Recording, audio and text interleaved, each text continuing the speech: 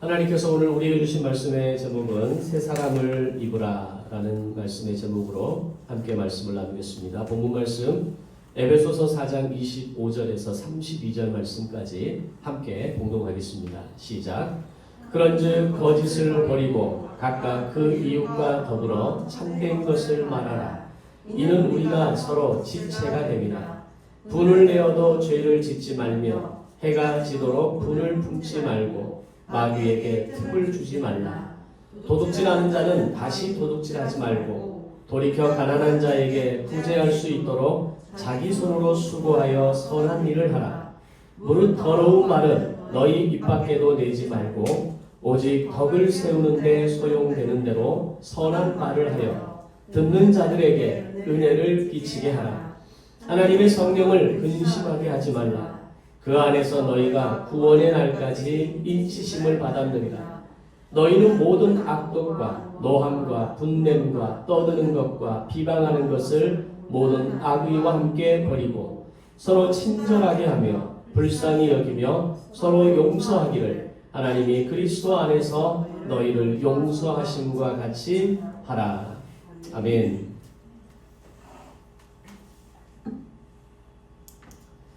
오늘은 에베소서 12번째 시간입니다. 지난 주일의 본문을 통해서 오늘 한 번 더 오늘 본문의 말씀을 나누려고 합니다. 사도 바울은 옛 사람을 벗어버리고 새 사람을 입는 것이 부르심에 합당한 삶을 사는 것이다 라고 정리를 해 주었습니다. 옛 사람을 벗고 새 사람을 입고 산다는 것이 구체적으로 무엇을 말하는 것이라고 했는지 혹시 기억이 나십니까? 크게 두 가지의 방식이 있는데 지난주에 나누었던 한 가지는 바로 우리의 말을 통제하는 것이고, 그리고 오늘 함께 나눌 말씀의 내용으로 두 번째 방식은 우리의 태도와 행동을 통해서 옛사람을 벗고 새사람을 입을 수 있다라고 이야기합니다. 오늘 본문 26절, 27절을 보면 바울의 표현이 굉장히 강하게 나타나는데 분을 내어도 죄를 짓지 말며 해가 지도록 분을 품지 말고 마귀에게 틈을 내어주지 말라라고 말씀합니다. 바울의 이 말은 단지 새 사람을 입는 방법의 제안일 뿐만 아니라 우리가 영적 전쟁에서 승리할 수 있는 매뉴얼을 보여주고 있는 것과 같다라고 말할 수 있습니다. 그 이유에 대해서는 조금 더 설명을 하고 뒤에서 정리하도록 하겠습니다. 그런데 이 말을 조금 더 깊게 들여다보면 성경은 우리에게 너희들은 절대 화내면 안 돼. 그리스도인들은 절대 화내지 마. 라고 말하고 있지 않다라는 겁니다. 실제로 사람이 살면서 어떻게 화를 내지 않고 살 수 있겠습니까? 때로는 분노가 올라오기도 하고 그 분노로 인해서 화를 표현해야 될 때가 분명히 있습니다.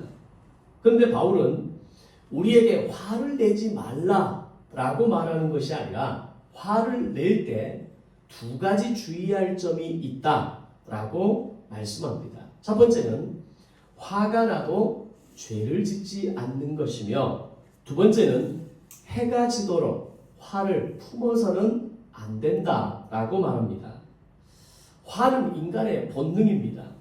화를 내지 않고 살 수 있는 사람은 아무도 없습니다. 그래서 바울도 그리스도인들을 향해서 화를 내지 말라라고 말하는 것이 아니라 화를 내어도 죄를 짓지 말고 그 화가 하루가 지날 때까지 품고 있지 말라, 즉 다스릴 수 있어야 한다라고 말씀하고 있는 겁니다. 자, 그러면 우리는 어떻게 하면 올라오는 분노를 다스릴 수 있을까요? 첫째로 바울은 분노가 올라와도 죄를 짓지 않는 것이 화를 다스릴 수 있는 첫 번째 방법이라고 이야기합니다. 화를 내는데 죄를 짓지 말라는 것은 우리가 쉽게 생각하면 이런 겁니다. 분노가 올라올 때 욕설을 하거나 폭언을 하거나 폭행을 휘두르는 것처럼 그렇게 행동한다면 그것은 죄를 짓는 겁니다. 그런데 바울이 지금 그런 수준의 이야기를 하기 위해서 화를 내어도 죄를 짓지 말라라고 말하는 것은 아니라고 생각합니다. 적어도 그런 죄는 대부분의 인격이 한참 떨어지거나 기본조차 안 되는 사람들이 사실은 저지르는 죄이기 때문입니다. 물론 그런 기본적인 태도도 안 된 사람이 세상에는 너무나 많죠. 근데 성경은 그 정도의 낮은 수준의 이야기를 지금 하기 위해서 바울이 에베소서를 기록하고 있는 것이 아니라는 겁니다. 그보다 화가 날 때 사람들이 짓는 죄 가운데 더 강력한 죄가 있다는 것을 바울은 말하고 싶습니다. 근데 많은 사람들이 그것을 죄라고 인식하지 못하는 죄가 있다는 겁니다. 이 말을 조금 이해하기 쉽게 설명을 드리면 우리가 화가 날 때 보통 어떤 상황에서 화가 납니까? 누군가 내 인격을 무시하는 느낌을 받았다거나 또는 내가 어떤 일들이 내가 원하는 대로 또는 내가 지시한 대로 되어지지 않았을 때 우리는 분노가 올라오고 그것을 화를 표현하게 되는 경우가 대부분입니다. 만약에 아무 일도 없는데 갑자기 분노가 올라오고 화가 나는 분이 계십니까? 그분은 가까운 병원에 가보셔야 됩니다. 호르몬의 변동에 의해서 또는 조금 다른 각도에서 정신과적인 문제로 인해서 이 분노가 화로 표현되어지는 경우가 요즘도 많이 있습니다. 어제도 뉴스를 보니까 우리 가까운 어느 지역에서 그 분노를 참지 못하고 아무런 이유가 없는데 엄마를 그리고 주변 사람들을 그렇게 칼로 피습을 했다라는 뉴스가 나옵니다. 우리가 그런 시대, 그런 사회 가운데 살아가고 있습니다. 그런데 오늘 여기서 이야기하는 이 분노, 화에 대한 것은 아무 이유가 없는 것에 대한 화가 아니라 화에는 반드시 이유가 있다는 겁니다. 상대방이 내 인격을 무시하거나 어떤 사람들이 내 말대로 해주지 않았을 때, 내가 기대하는 대로 되지 않았을 때 그 원인을 제공한 사람에게 화가 난다는 겁니다. 근데 그 화를 어디에 내느냐가 중요하다는 겁니다. 마치 쓰레기는 쓰레기통에 버려야 하는데 우리가 만약에 어떤 쓰레기를 내가 생활하고 있는 안방이나 거실에 버린다면 어떻게 되겠습니까? 그럼 내 삶의 공간이 모두 쓰레기로 가득 찬 상황이 되겠죠. 마치 그것처럼 우리가 화를 낼 때에도 아무 때나 아무 곳에나 내는 것이 아니라 화를 내는 정확한 위치와 지점이 있어야 된다는 이야기를 하고 있는 겁니다. 그 지점이 어딜까요? 우리가 화를 낼 수 있는 지점과 장소는 상대의 잘못된 행동과 태도에 대해서 화를 내야 하고 그때는 그 화는 가능하다는 겁니다. 근데 우리는 보통 분노가 올라올 때 그 화를 어떻게 어디에 표현합니까? 상대의 잘못한 행동에 화를 내는 것이 아니라 상대의 인격에 화를 내는 경우가 대부분이라는 겁니다. 우리가 분명하게 알아야 될 것은 상대의 잘못은 행동이 아니라 그 사람에게 화를 내는 것은 명백한 죄라는 것을 알아야 합니다. 사람이 분노가 올라오고 화를 내는 것은 당연한 본능이지만 그것이 때로는 필요한 화일 수도 있지만 내가 화를 낼 때 상대의 잘못된 행동이 아닌 인격에 화를 내게 된다면 그것은 마치 쓰레기를 쓰레기통에 버리는 것이 아니라 내가 생활하고 있는 침대 위나 거실이나 방바닥에 버리는 것과 같다라는 겁니다. 성경은 이것을 죄라고 이야기합니다. 죄를 헬라어 말로 하마르티아라고 표현하는데 이 말의 뜻은 관역을 빗나갔다라는 뜻입니다. 빗나갔다라는 말은 벗어났다는 의미죠. 상대의 잘못된 행동과 태도에 화를 내지 않고 그것이 빗나가서 상대의 인격에 화를 내는 것은 관역에서 벗어나는 것이라는 겁니다. 그래서 성경은 그것을 죄라고 말합니다. 우리가 자녀들을 혼내는 모습을 한번 돌아보십시오. 자녀의 잘못된 행동에 야단을 치고 거기에 화를 낸다면 그것은 부모에게 어쩌면 반드시 필요한 양육의 태도이고 과정입니다. 그 행동을 모른 척하고 그 행동에 대해서 아무런 징계나 그 행동에 대해서 돌아볼 수 있도록 질문을 던지지 않는다면 그것은 부모로서의 직무유기입니다. 그런데 오늘 우리가 자녀를 야단칠 때에 그 행동, 잘못된 행동과 태도에 대해서 야단을 치는 것이 아니라 그 행동이 아닌 존재와 인격에 화를 내고 있다면 우리는 부모로서 심각한 죄를 짓고 있는 겁니다. 그러면 여러분의 마음속에 이런 생각이 올라올 수 있습니다.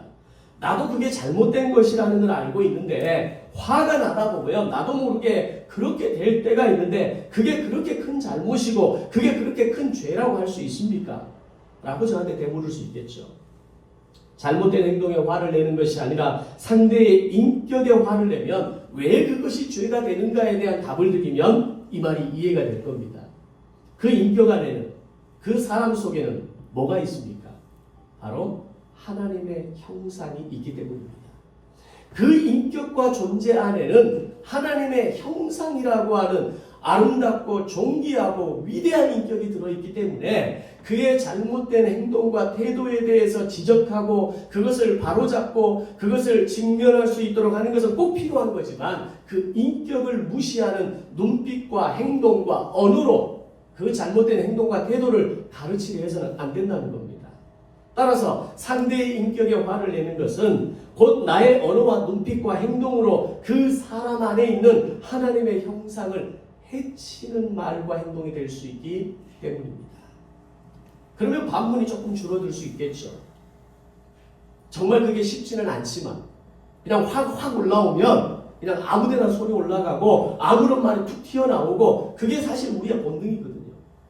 그런데 나의 눈빛과 언어와 행동이 그 아이의 인격과 존재를 상하게 하고 그 안에 있는 하나님의 형상을 상하게 하는 것이라고 하면 정신이 번쩍 드는 겁니다. 우리가 화가 날 때 상대를 향해 자주 하는 말이 있습니다. 너는 항상 이런 식이야. 너는 매번 똑같아. 네가 한 번이라도 엄마 아빠 말을 제대로 들으려고는 했니? 엄마 아빠가 하는 말은 죽어도 안 듣지. 엄마 말은 귓등으로도 안 듣지. 또는 여자분들이 남자에게 하는 말로 이런 말들을 합니다. 당신은 정말 구제불능이야. 당신이라는 사람은 단 한 번도 지금까지 내 말에 귀를 기울여 본 적이 없는 사람이야. 어떻게 한 번도 내 말을 들으려고 하지 않아? 어떻게 당신은 나에게 아무런 관심도 없어? 이런 표현들이 바로 그 사람의 잘못된 행동에 대해서 화를 내는 것이라고 우리는 생각해 왔던 말이라는 겁니다. 그것이 정당한 화였다고 생각하십니까? 아니면 그 사람의 인격에 난도질을 하는 것이라고 생각되십니까? 우리는 상대의 행동을 재료로 사용해서 상대의 인격을 공격하는 말을 수없이 하고 살아갑니다. 저도 설교하지만 저도 그런 실수와 그런 어떤 습관대로 반복하고 있는 제 자신을 보면서 섬뜩합니다. 행동은 재료였을 뿐이고 상대의 인격을 공격하는 것이 거의 대부분인 것이 우리의 언어의 습관이고 우리의 행동의 습관이라는 것을 우리는 알아야 합니다. 그렇게 되어지는 이유가 뭘까요? 우리가 자아를 가만히 살펴보면 상대가 어떤 잘못된 행동을 하게 되면 마치 우리는 뭔가 대단한 것을 발견한 것처럼 흥분해서 즉시로 달려드는 습관이 있기 때문입니다. 그럴 수 있지. 그렇게 했구나. 이렇게 보는 게 아니라 저걸 내가 무슨 수를 써서라도 잡아고쳐야지. 뜯어고쳐야지. 다시는 저런 말과 행동을 하지 않도록 내가 잡아주쳐야지. 이런 생각을 먼저 하게 된다는 겁니다. 특히 기준이 명확한 기질적으로 어떤 그런 완벽주의의 기질을 가진 사람들은 자녀의 모습을 볼 때 그 아이의 행동을 어떻게 바꿔줄 것인가에 대한 고민보다는 절대로 쟤는 저런 인생을 살면 안 돼 라는 기준에 의해서 하면 안 된다라고 하는 그 말을 하기 위해서 인격을 무시하고 존재를 무시하고 하나님의 형상을 파괴하는 행동과 말과 눈빛을 우리는 하고 있더라는 겁니다. 그리고 그 사람의 인격에 마구잡이로 지적질을 하기 시작합니다. 상대의 잘못을 발견하면 흥분을 하고 상대의 잘못된 인격을 무시하는 말들을 서슴지 않고 쏟아내게 되는 겁니다. 훈련되지 않는 부모들은 이게 더 심합니다. 자녀들에게 쏟아내는 말들이 자녀의 인격을 무시하는 말, 그 존재를 무시하는 말들이 수없이 쏟아지는 것들을 우리는 나 자신을 통해서 우리 주변을 통해서 보게 됩니다. 그럼에도 불구하고 대부분의 사람들은 내가 지금 상대의 인격에 대해서 공격하고 있다는 것을 모른다는 겁니다. 내가 지금 내 자녀의 존재와 그 안에 있는 하나님의 형상에 대해서 해치고 있는데 이것이 죄라고 하는 것을 아무런 인식을 하지 못하고 살아간다는 겁니다. 그래도 영적으로 조금 민감한 사람들은 그런 자신의 모습을 뭔가 불편함을 느끼긴 합니다. 이러면 안 되는데 라고 하는 어떤 생각, 그 불편함을 느끼긴 합니다. 근데 그게 뭔지는 잘 모릅니다. 왜 이게 뭔 문제인지 잘 모릅니다. 이걸 어떻게 바꿔야 하는지를 잘 모른다라는 겁니다. 단지 자녀에 대한 죄의식, 뭔가 막 쏟아내고 나서 밀려오는 죄책감. 내가 또 내 아이한테 이렇게 쏟아냈구나. 이 죄의식이 사실은 전부인 경우가 많다는 겁니다. 우리가 이렇게 상대의 인격에 대해 화를 내는 것이 죄임에도 불구하고 죄라고 여겨지지 않기 때문에 이 땅을 살아가면서 죄를 짓지 않고 살아가는 것이 그렇게 어려운 겁니다. 단지 행동으로 누군가를 때리고 누군가를 욕하고 누군가의 것을 빼앗는 것이 죄가 아니라 그 존재와 인격을 그 안에 있는 하나님의 형상을 해치는 것이 죄라는 것을 모르기 때문에 죄 짓지 않고 사는 인생이 어렵다는 겁니다. 하나님의 형상을 손상시키는 만큼 큰 죄가 어디 있겠습니까? 그리고 그것이 죄인 것을 모르고 살아가는 것이 우리의 실체라는 것을 알아야 합니다. 분노에 대한 정확한 정의는 그리스도인도 화를 낼 수 있습니다. 아니, 정당한 화는 꼭 낼 수 있어야 합니다. 그러나 그것이 사람에 대한 화라면, 그 인격에 대한 화라면 그 사람의 잘못된 행동에 대해서 화를 내는 것으로 바꿀 수 있어야 됩니다. 인격에 화를 내지 않는다는 것은 죄는 미워하지만 죄인을 미워하지 않는다는 것을 의미합니다. 우리가 동성애는 혐오해야 하지만 동성애자는 혐오의 대상이 아니라는 겁니다. 오히려 그들은 긍휼의 대상이고 그들에게 더 큰 하나님의 은혜가 임해야 한다라는 것을, 하나님의 은혜를 입어야 할 대상이라고 하는 이 관점으로 우리는 동성애자를 볼 수 있어야 됩니다. 그런데 오늘날 보수 우파에 속하는 많은 기독교인들의 생각 속에는 동성애가 죄라고 하는 것에 대해서는, 거기에 대해서는 다른 의견이 없지만 동성애자에 대해서는 긍휼의 마음이 조금도 없다는 겁니다. 그들에 대한 하나님의 은혜가 얼마나 필요한지, 그들에게 하나님의 함께 하심이 얼마나 필요한지, 그것을 함께 바라보고 기도하고 그것을 위해서 사역하는 사람들에 대해서 오히려 동성애자와 함께 몰아붙인다는 겁니다. 예수님도 가늠한 여인의 행동에 대해서는 꾸짖으십니다. 다시는 너는 이런 짓을 하면 안 된다. 다시는 이 죄가 너에게 반복되면 안 된다라고 말씀하시지만 그 여인에 대해서는 한없는 긍휼로 대하시면서 나도 너를 돌로 칠 수 없다라고 이야기합니다. 이게 분별이 되어야 합니다. 이것이 분별이 되어야 화가 날 때 화를 내더라도 죄를 짓지 않게 되는 겁니다. 그렇다면 만약 내가 상대의 행동에 대한 화가 아니라 상대의 인격에 대해 화를 내게 되면 어떤 현상과 반응이 일어날까요? 상대가 잘못했을 때에는 기본적으로 그 사람도 자신의 잘못을 알고 있습니다. 그때 상대의 잘못된 행동에 화를 내면 상대는 미안한 마음을 가집니다. 그런데 내가 상대의 인격에 화를 내면 내가 화내는 것이 정당한 화임에도 불구하고 지금 엄마가 아빠가 나에게 이야기하는 게 왜 그러는지 알면에도 불구하고 마음에는 상처를 입는다는 겁니다. 심한 경우는 마음 가운데 복수심을 가지게 됩니다. 내가 좀 더 힘이 있으면, 내가 좀 더 잘하면, 내가 좀 더 뭔가 해낼 수 있는 능력이 있으면 내가 가만히 있지 않겠다. 이게 오늘날 자녀가 부모에 대해서 반인륜적인 어떤 사건들이 일어나게 되는 중요한 배경이 되는 겁니다. 부모에게 칼을 들고 부모를 죽이려고 하고 부모에게 폭행을 하는 성인들의 모습을 가만히 들여다보면, 그들의 삶의 과거의 스토리를 보면 그들은 끊임없이 부모에 의해서 그 존재와 인격에 대해서 무시하고 상처받고 자신이 잘못한 것은 알지만, 자신이 실수한 것은 알지만 그 실수에 대해서 나의 존재와 인격까지 무너지는 삶을 살았던 경우가 거의 대부분입니다. 물론 그것이 그들의 죄를 합리화할 수는 없습니다. 그들의 잘못된 행동, 극악무도한 행동에 대해서 그럴 수 있다라고 말할 수는 없습니다. 그럼 우리가 보고자 하는 것은 뭐냐면, 오늘 내가 화를 내더라도, 화가 올라오더라도 죄를 짓지 않는 것이 뭔지는 알아야 하는 겁니다. 만약에 그 상대가 오늘 내가 그의 존재와 인격을 무시하고 깔아뭉개는 말을 함으로 인해서 마음의 상처를 받고 나에 대한 복수심을 갖는다면 그것은 결코 정당화될 수 없는 화의 표현이 될 수 있는 겁니다. 분명히 상대가 잘못했고 상대도 인정하는 잘못이어도 분노의 방향이 상대의 인격을 향하는 순간 미안한 마음은 한순간에 사라지는 겁니다. 미안한 마음이 아니라 오히려 미워하는 마음이 올라오고 복수를 마음에 품고 마치 그 사람을 원수를 대하듯이 보는 눈으로 바뀌어버리는 겁니다. 하나님께서도 우리에게 화를 내십니다. 때로는 우리를 향해 노여워하시는 하나님이기도 합니다. 우리가 제대로 길을 가지 않을 때, 우리가 제대로 믿음의 삶을 살아내지 않을 때 하나님은 우리를 화를 내십니다. 때로는 우리에게 징계하십니다. 그런데 하나님이 우리에게 화를 내실 때 우리는 상처받지 않습니다. 왜? 하나님은 우리의 잘못된 행동에 대해서만 징계하시기 때문입니다. 우리의 인격을 무시하고 우리의 존재를 무시하고 너라는 놈은 내가 도저히 용서할 수 없어 라고 말씀하지 않는다는 겁니다. 하나님이 우리에게 화를 내시면 무섭기는 하지만 우리에게 상처를 주시지는 않습니다.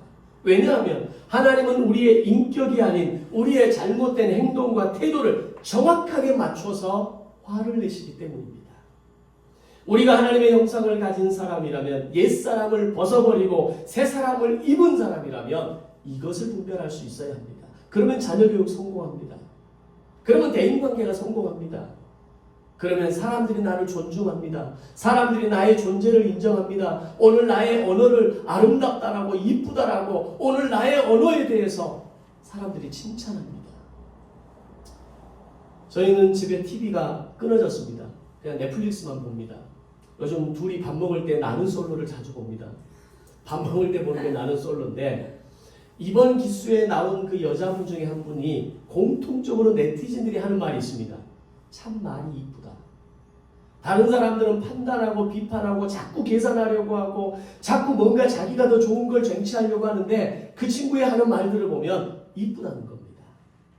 인격을 존중하고 아픔을 헤아려 줄 줄 알고 그 마음을 들어줄 줄 아는, 믿지 않는 사람의 세계에서도 그런 존재가, 그런 언어가 인정받는 거라면 믿음의 사람에게 있어서 필요한 언어가 뭘까요? 오늘 내 자녀가, 오늘 나의 부모의 존재를 인정하고 우리 부모의 언어가 바뀌어지고 그 말이 바뀌어지는 것이 새 사람을 입는 것이라고 성경이 이야기한다면 오늘 우리는 우리의 자녀들에 대한 언어를 바꿀 수 있어야 합니다. 그의 존재와 그의 인격을 인정하고 그 안에 있는 하나님의 형상을 볼 수 있는 눈이 우리에게 필요한 겁니다. 이걸 분별할 수 있어야 한다는 겁니다. 아멘. 화를 내어도 화를 다스릴 수 있는 두 번째 방법은 해가 지도록 분을 품지 않는 것이라고 말씀합니다. 이 말의 뜻은 화를 내어도 죄를 짓지 말라는 말씀이 공격 위치에 관한 말씀이라면 해가 지도록 분을 품지 말라는 말씀은 유통기한에 대해서 말하고 있는 겁니다. 우리가 화를 낼 수 있지만 반드시 유통기한이 있어야 합니다. 이 선을 넘으면 오히려 화가 화를 부른다라고 세상의 속담도 이야기합니다. 아무리 맛있는 음식도 유통기한이 있습니다. 철저한 위생과 절차를 거쳐서 만든 유제품도 유통기한이라는 게 있습니다.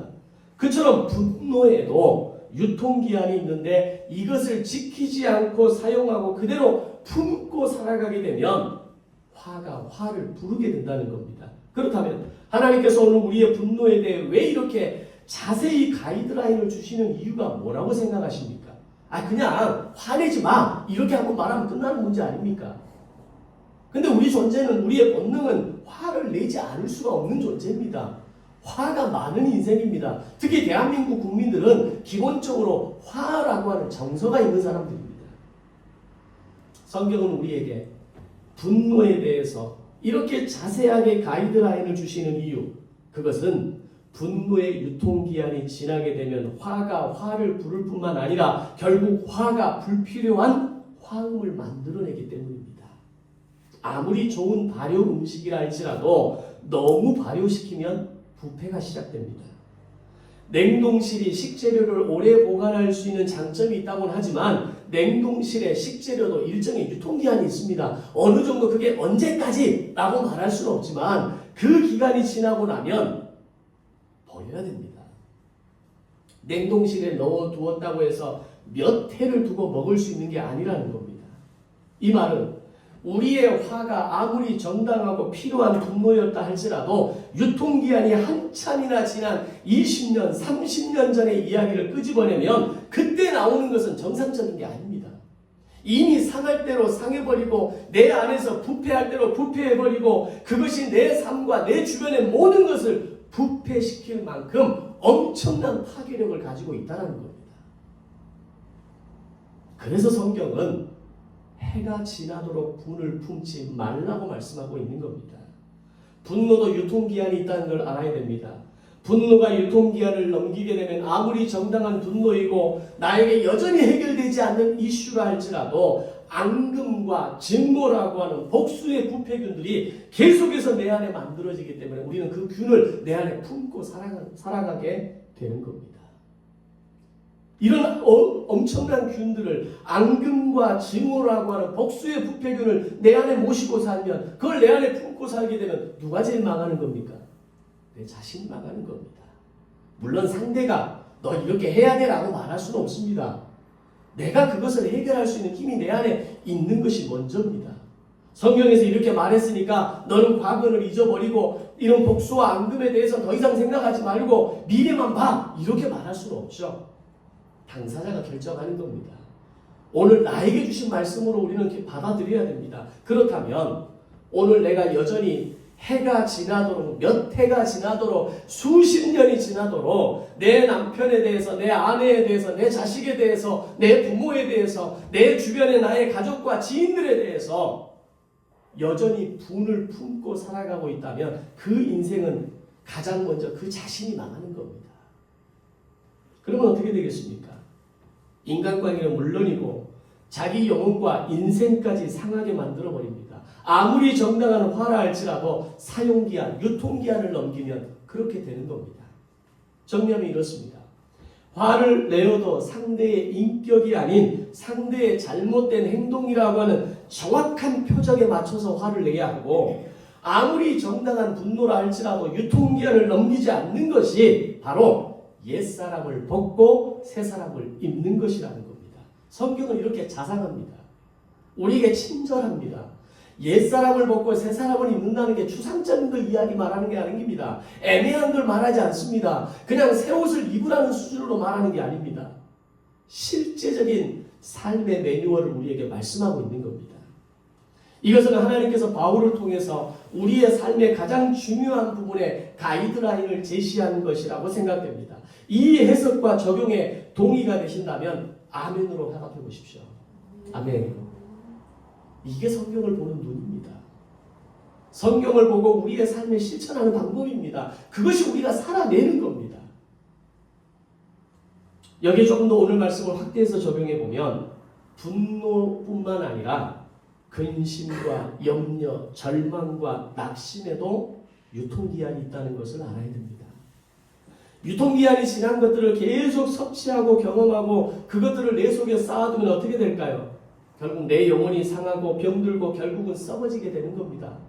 평생을 정신과의 이 상처와 그 질병 속에서 살아가는 인생이 되는 겁니다. 그렇게 되면 나 자신은 물론이고 내 주변의 많은 사람들과 결국은 나와 하나님의 관계도 부패된다는 것을 알아야 됩니다. 인간과 인간의 관계가 건강하지 않은 사람은 절대로 인간과 하나님의 관계가 건강할 수 없습니다. 이게 십자가의 원리입니다. 수평적 관계가 건강하지 않으면 수직적 관계는 완성되지 않습니다. 나는 하나님만 바라볼래? 성경은 그렇게 말하지 않습니다. 네 이웃과 네 부모와 네 형제와 네 자녀와 건강한 관계가 되어질 때 너와 나의 관계가 건강할 수 있다고 말합니다. 나는 세상 끝 아무 필요 없고 부모 자식도 나를 다 알아주지 않고 나는 하나님만 믿으며 살래요. 그건 왜곡된 신앙입니다. 그건 잘못된 신앙입니다. 그렇게 살아가는 대한민국의 성도들이 너무나 많습니다.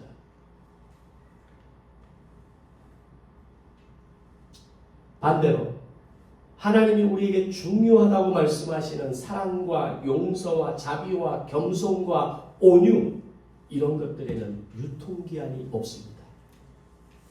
가서 묵혀두면 묵혀둘수록 좋은 거고 내 안에 계속해서 쌓아가면 쌓아갈수록 좋은 것입니다.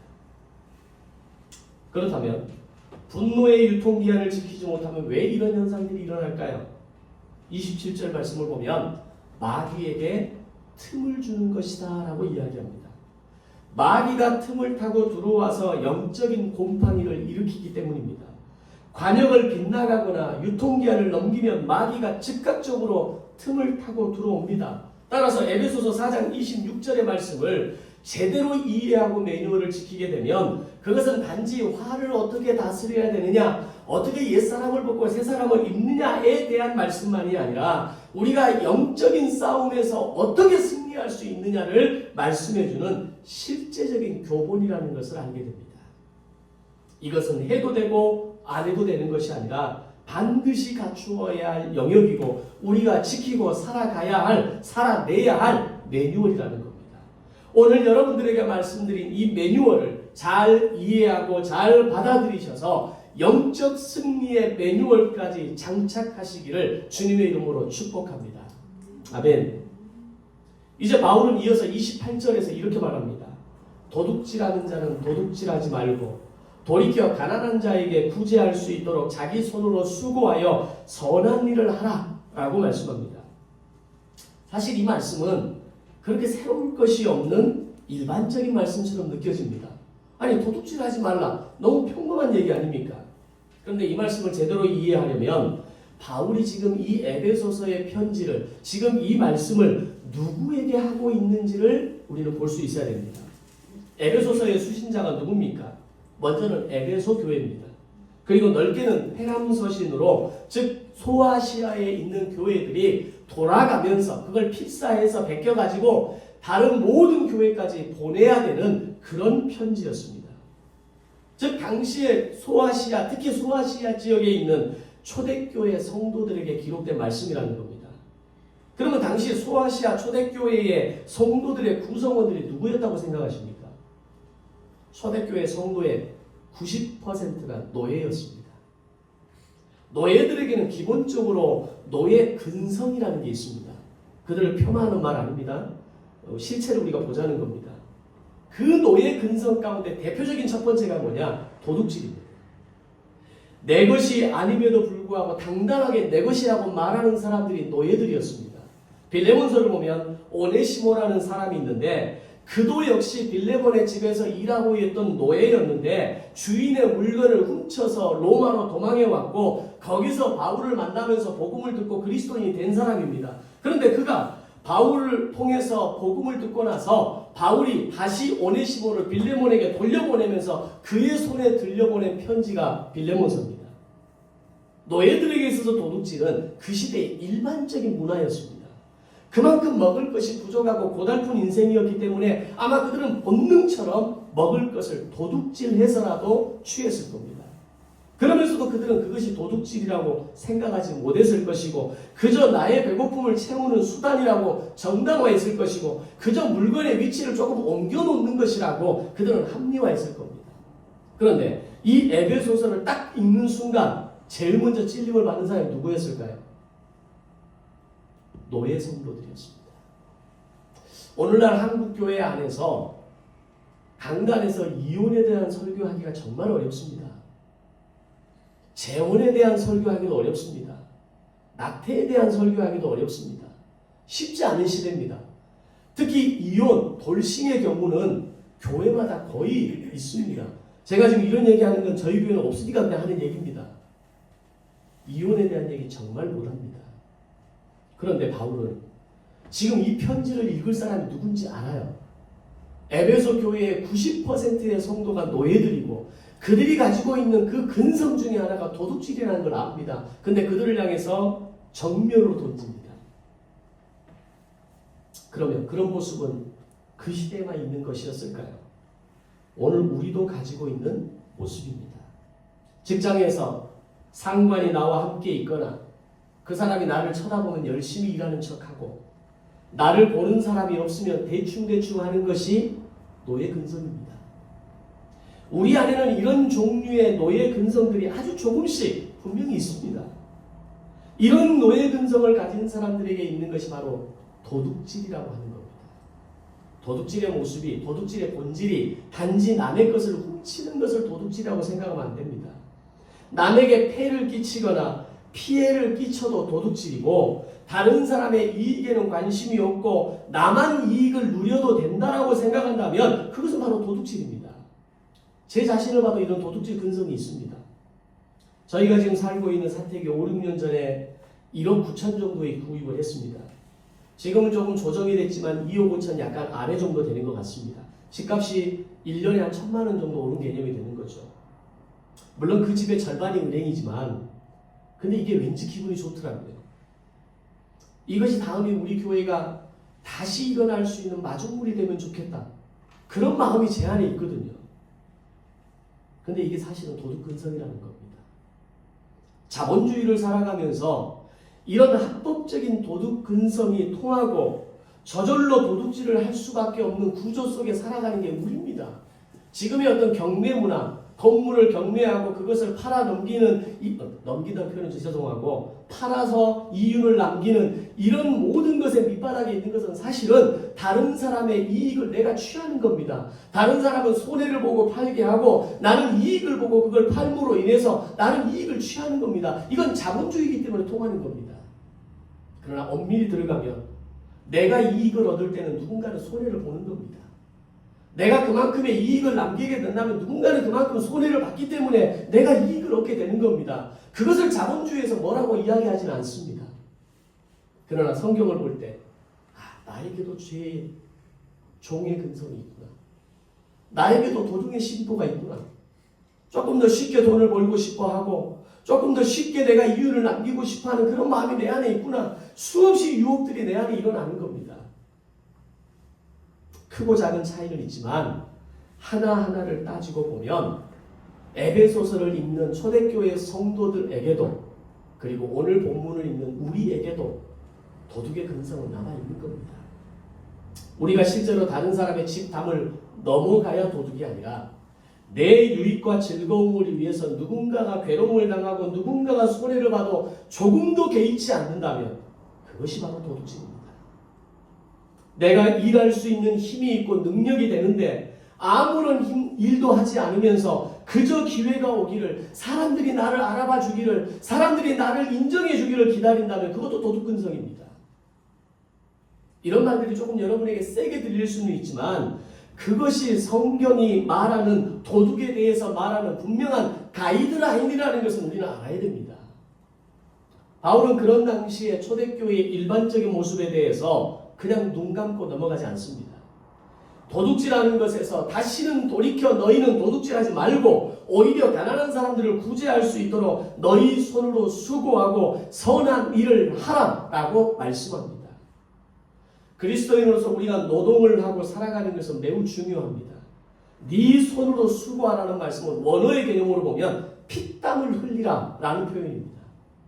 피땀을 흘려서 수고하고 그렇게 부자가 되어라가 아니라 결론은 가난한 자를 도와주는 삶을 살라라고 말씀합니다. 사실 도둑근성을 벗는 것도 쉽지 않은데 더 나아가 피땀 흘려 일을 해서 오히려 가난한 자를 도와주는 삶을 산다? 이건 진짜 어려운 이야기입니다. 그런데 이렇게 하는 것이 바로 옛사람을 벗고 새사람을 입는 것, 즉 도둑질을 벗고 새사람으로 사는 것이라고 성경은 말합니다. 그렇게 나의 행동과 태도가 바뀜으로 옛사람을 벗고 새사람을 입는 것이라고 바울은 정확하게 가르쳐주고 있는 겁니다. 또한 28절에 말하는 또 하나의 중요한 의미는 노동의 목적에 대해서 말씀합니다. 한국 교회의 성도들이 회복해야 될 중요한 경제관 중에 하나는 노동의 목적을 회복해야 됩니다. 우리가 돈을 벌고 일하는 목적이 변화가 되어야 합니다. 노동은 거룩한 도구이기에 노동을 통해 주시는 수익은 더욱 거룩하게 사용되어져야 합니다. 만약에 나의 수고와 노동으로 주어진 물질이 나의 유익과 배부름과 나의 노후만을 위해서 사용되고 그것이 축적된다면 그것은 거룩한 사용이 아닙니다. 내가 참여하는 노동과 그로 인해 주어진 물질에 대해서 목적의 변화가 일어나야 된다는 겁니다. 하나님께서 오늘 우리에게 노동력을 주시고 그로 인해서 소득을 얻게 하신 것은 돈 많이 벌어서 부자 되세요라는 의미가 아니라는 겁니다. 돈 많이 벌어서 남 주고 성공해서 남 줄 수 있는 그런 거룩이 우리의 노동의 목적이어야 한다라고 말씀합니다. 이 말에 동의가 되지 않는 분도 있을 수 있습니다. 그러나 여러분 왜 일하십니까? 한번 여러분 자신에게 물어보십시오. 여러분들이 지금까지 일하고 있는 목적이 뭡니까? 잘 먹고 잘 살기 위해서입니까? 자식 공부시켜서 출세시키려고 열심히 일하고 계십니까? 아니면 나의 노후를 위해서 오늘 내가 더욱 열심히 일하고 계십니까? 그것이 당연한 겁니다. 그러나 그게 목적이 되면 안 된다는 이야기입니다. 그것은 보너스로 하나님이 나에게 더물어 주시는 은혜의 결과이지 나의 노동의 수고로 돈을 벌고 성공하고 내 자식을 키울 수 있는 게 아니라는 걸 알아야 됩니다. 정말 성공하기 위해서, 돈을 벌기 위해서, 정말 잘 살기 위해서, 자녀를 정말 잘 양육하기 위해서 열심히 일한 사람들이 공통적으로 경험하는 것이 뭡니까? 자녀에 대해 실망하고 인생에 대해 실망하는 겁니다. 그것이 목적이 되는 순간 관역은 빗나가게 됩니다. 그것이 목적이 되는 순간 우리는 잘못된 인생을 살아가기 시작하고 그것이 목적이 되는 순간 자녀에 대한 잘못된 삐뚤어진 사랑이 시작되는 겁니다. 내가 너한테 해준 게 못 해준 게 뭐가 있니? 내가 너를 위해서 얼마나 헌신했니? 내가 너를 위해서 얼마나 고생했는데 네가 나를 안아주지 않는다라고. 그럼 아이들 뭐라고 합니까? 내가 언제 나를 위해서 그렇게 하라고 했습니까? 드라마에서 많이 보지 않습니까? 그게 드라마의 이야기가 아닙니다. 그리스도인의 노동은 먹고 살기 위해서 일하는 사람들이 아니라 남주기 위해서 일하고 퍼주기 위해서 일하는 사람들이라는 한 번쯤의 이런 의식의 변화를 가져봐야 합니다. 나의 먹고 사는 것은 하나님이 책임져 주시고 보너스로 주시는 인생이지 내가 수고하고 벌었던 이 소득으로 나의 인생과 나의 노후가 책임지고 보장되는 것이 아니라는 것을 알아야 됩니다. 목사님 도대체 어떻게 그렇게 살 수 있습니까? 하나님이 나를 책임져 주신다는 게 정말 가능한 일입니까? 라고 저한테 따지지 마십시오. 성경이 그렇게 말씀합니다. 이것을 믿고 받아들이는 사람은 그것을 살아내는 것이고 이것을 믿지 못하고 살아가는 사람은 끝까지 내가 내 인생 책임지고 살아가는 겁니다. 내 노후 책임지고 살아가는 겁니다. 내 자식 붙들고 그 한 자식만을 바라보며 살아가는 인생이 되는 겁니다. 그러면 수고한 열매가 여러분의 인생의 전부라는 것을 아셔야 됩니다. 우리는 살기 위해서 먹는 사람들이 아니라 먹어야 힘을 얻고 먹어야 연결을 하고 먹어야 하나님과 하나님이 하나 되게 하신 것을 지키는 삶을 살 수 있는 사람입니다. 단순히 배가 고파서 밥을 먹고 싶은 게 있어서 먹고 살기 위해서 밥을 먹는 게 아니라 먹으면 새 힘을 얻을 수 있기에 먹는 겁니다. 새로운 힘을 얻어서 하나님이 우리에게 맡기신 사명을 감당하고 하나님이 나에게 허락하신 거룩한 노동을 감당하고 우리는 그 음식이 그런 기쁨의 도구가 된다는 걸 경험하면서 우리는 잘 먹을 수 있는 겁니다. 그때는 먹는 것이 거룩입니다. 여러분의 진정한 소유는 어디에 있습니까? 무엇으로 확인할 수 있습니까? 적금과 연금과 은행 통장의 잔고가 여러분의 소유의 확인입니까? 그렇다면 그게 전부입니다. 그냥 만약에 여러분들이 수고하고 흘린 땀의 소득으로 지금까지 누군가를 위해서 사용한 곳이 있다면 바로 그곳이 여러분의 통장 잔고가 된다는 것을 기억하십시오. 최근 새롭게 부각되는 이 시대의 진정한 어른이 회자되고 있습니다. 헌법재판소장 권한대행의 역할을 했던 문영배 재판관을 통해서 이분의 이름이 다시 기억되고 세상에 회자되고 있습니다. 어른 김장하라는 이 다큐멘터리의 주인공이 바로 김장하 선생님입니다. 김장하 선생님은 경남 진주에서 남성당 한약방을 운영하면서 39살에 1983년에 진주 명신고등학교를 세우게 됩니다. 그리고 그 학교를 1991년에 국가에 헌납합니다. 한약방을 운영하면서 만들어진 수익금으로 1000명이 넘는 학생들에게 장학금을 수여하면서 그의 평생을 살아옵니다. 그중 한 명이 문현배 권한대행이었습니다. 고2 때 김장하 선생을 만나고 대학 4년 졸업 때까지 이 김장하 선생의 도움으로 대학을 졸업하고 사법시험에 합격을 할 수 있었다라고 문대행은 이야기합니다. 그 김장하 선생의 정신과 가치를 담아서 27년간의 법조인을 갈 수 있었다라고 권한대행은 퇴임사에서 이 어른을 언급합니다. 문권한대행 외에도 김장하 선생의 도움으로 많은 학생이 공부할 수 있었고 학교뿐만 아니라 가정폭력에 시달리는 여성과 아이들을 위한 쉼터를 세웠고 민족문제연구소를 통해서 친일 인명사전을 제작하는 데 큰 힘을 보태신 분이기도 합니다. 하지만 그는 늘 낮은 자리를 자처합니다. 이런 선생의 모습을 2022년 어른 김장하라는 제목의 문화방송 다큐멘터리로 만들어져 화제가 됐고요. 지금은 넷플릭스에서 다큐멘터리로 시청할 수 있습니다. 이 시대의 진정한 어른, 진정한 부자는 이런 겁니다. 김장하 선생은 다큐멘터리에서 이런 이야기를 합니다. 내가 돈을 벌었다면 결국 아프고 괴로운 사람을 상대로 돈을 번 것인데 내가 할 수 있는 거라면 이 돈을 차곡차곡 모아서 사회에 환원하는 것이 내가 할 수 있는 일이다. 대단하지 않습니까?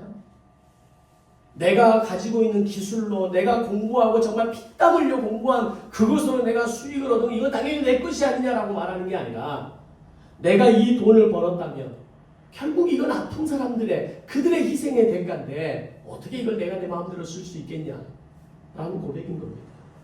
그리고 문대행은 어른 김장하 선생의 정신을 이어받아서 자신이 가진 것들을 사회에 기여하는 삶으로 27년의 법조인의 삶을 살아왔고 퇴임사에서는 이제 고향으로 내려가 무려 법조인의 삶을 살겠노라고 자신의 길을 담담히 나누어 주었습니다. 진정한 어른이 보여주었던 정말 흘려보내고 나누고 돌보고 세우는 삶의 인생이 문권한대행에까지 그대로 연결되어지고 그것이 다시 일어나고 그것이 다시 만들어지는 기적을 보고 있는 겁니다. 문권한대행 한 사람뿐일까요? 그 1000명의 장학생들 가운데 이름 없는 무명의 사람들 가운데 그들은 자신의 삶의 자리에서 누군가를 돌보고 누군가를 세우고 누군가를 다시 세우는 헌신의 삶을 그들은 살아내고 있을 겁니다.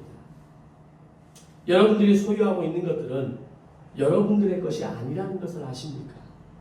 나중에 자식들이 가져가든지 인생에서 한 번쯤 만날 수 있는 사기꾼들이 가져가든지 질병으로 단 한순간에 다 사라질 수 있는 게 우리 인생의 물질입니다. 우리가 물질에 대해서 이건 절대 내 거야 라고 절대 나는 이룰 수 없어 라고 확신하고 살아갈 수 있는 사람이 얼마나 있겠습니까? 그러나 그 물질을 선한 일에 사용하고 남을 돕고 세우고 살리는 일에 사용하면 그것은 사라지는 물질이 아니라 하늘에 쌓여가는 영적 통장이 되어지는 겁니다. 나를 위해서만 쌓아두고 나를 위해서만 쓰는 사람이 아니라 다른 사람을 위해 사용하고 다른 사람을 위해 흘려보낼 줄 아는 사람, 그 사람이 진짜 부자입니다. 오늘 그리고 앞으로 우리 가운데 그런 부자가 있으시기를 축복합니다. 31절을 보겠습니다. 31절을 보면 너희는 모든 악독과 노함과 분냄과 떠드는 것과 비방하는 것을 악의와 함께 버리라 라고 말씀합니다. 이건 옛사람의 모습이기 때문에 버리라는 겁니다. 32절을 보면 서로 친절하게 하며 불쌍히 여기며 서로 용서하기를 하나님이 그리스도 안에서 너희를 용서하신 것 같이 하라 라고 말씀합니다. 이것은 새 사람을 입은 어른의 모습이기도 합니다. 31절 32절을 자세하게 오늘 설명할 수도 없고 더 그것을 더 우리가 이야기할 수 있는 시간은 안 됩니다. 그런데 나오는 단어를 보면 하나도 어려운 게 없습니다. 말씀 한 구절, 한 단어를 씹어 먹으면 먹을 수 있는 말씀입니다. 사랑하는 성도 여러분, 하나님은 오늘 우리를 위해 멋진 새 사람의 옷을 준비해 놓으셨습니다. 그 옷을 입고 패션쇼에서 멋지게 워킹하는 모델처럼 그렇게 멋있는 인생을 살아내는 거룩한 성도, 거룩한 하나님의 도구의 삶을 살아내시기를 주님의 이름으로 축원합니다. 기도하겠습니다.